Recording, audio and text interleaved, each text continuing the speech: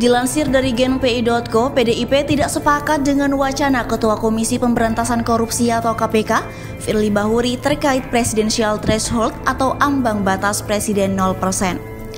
Politikus PDIP Deddy Yefri Hanteru Sitorus mengatakan pelaksanaan pemilu harus merujuk pada konstitusi dan filosofi lahirnya aturan tersebut.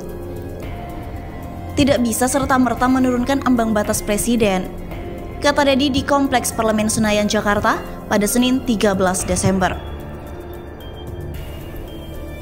Deddy menjelaskan dengan adanya PT 0% demokrasi di Indonesia akan menjadi liberal dan tidak bisa dikendalikan. Dia juga meragui dengan adanya 0% bisa menjadikan mahar 0 rupiah. Jangankan untuk presiden, untuk kepala daerah saja, PDIP nggak ada mahar-maharan kecuali kewajibannya dalam konteks pemenangan dan pengamanan suara, saksi gitu aja.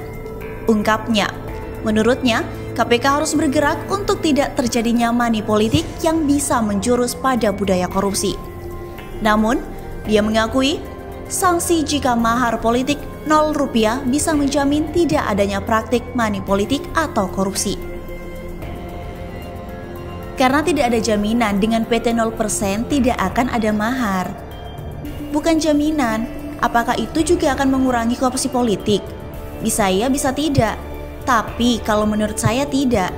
Jelasnya, dia menambahkan budaya korupsi sudah mengakar di Indonesia, sehingga sulit untuk dihindari terjadinya praktik-praktik nakal pada saat pemilu. Bahkan, dirinya mendorong KPK untuk mengawasi pemilu dengan ketat agar tak terjadi money politik. KPK kan sudah punya dana yang besar sekali untuk melakukan pengawasan, pungkasnya.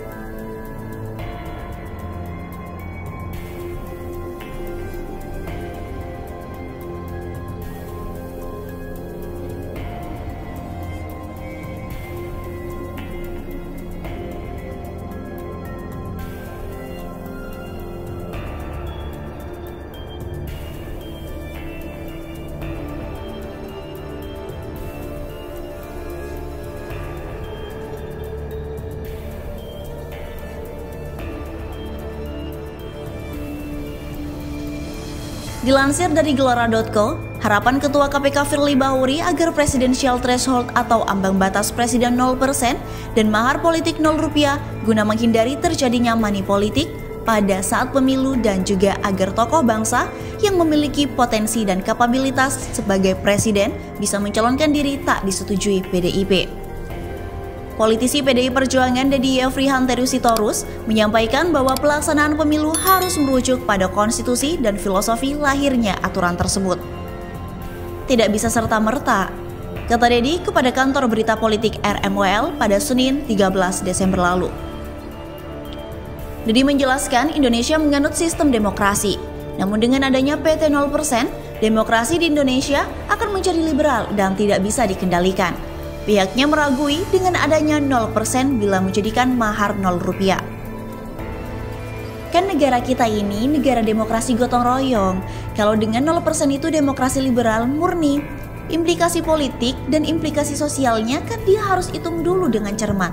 Benar nggak bahwa dengan 0% serta-merta tidak ada mahar? Katanya, Di PDI Perjuangan, kata Dedi, tidak pernah ada mahar politik untuk maju sebagai calon presiden maupun calon kepala daerah. Kalau kayak kita di PDI Perjuangan gak pernah ada urusan mahar. Itu komitmen kita terhadap pemimpin tertinggi. Jangankan untuk presiden, untuk kepala daerah aja kita nggak ada mahar-maharan, kecuali kewajibannya dalam konteks pemenangan dan pengamanan suara saksi gitu aja. Katanya, menurutnya KPK harus bergerak untuk tidak terjadinya money politik yang bisa menjurus pada budaya korupsi. Namun, dia mengaku saksi jika mahar politik Rp0 bisa menjamin tidak adanya praktik money politik atau korupsi. Kalau pengamanan supaya tidak ada politik mahar yang bisa masuk ke dalam kategori korupsi, ya KPK yang harus bekerja. Karena tidak ada jaminan dengan 0% akan 0 mahar. Bukan jaminan. Apakah itu juga akan mengurangi korupsi politik? Bisa iya, bisa tidak. Tapi, kalau menurut saya tidak, ucapnya. Dia menambahkan budaya korupsi sudah mengakar di Indonesia sehingga sulit untuk dihindari terjadinya praktik-praktik nakal pada saat pemilihan umum. Pihaknya justru mendorong KPK untuk melakukan pengawasan yang ketat.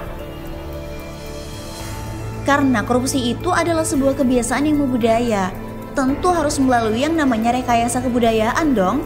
Mulai dari anak kecil dididik anti korupsi, anti penyimpangan. Lalu adanya sistem yang kuat dan hebat. KPK kan sudah punya dana yang besar sekali untuk melakukan pengawasan, bebernya. Tapi kan ada turunan UU yang mungkin juga harus diperbaiki. Misalnya, UU pengadaan barang dan jasa, mekanisme pengangkatan pejabat publik, ya lalu mekanisme anggaran yang pas, yang bisa diawasi. Misalnya gitu loh, soal e-prok, e-bidding dan sebagainya. Itu kesana aja, tutupnya.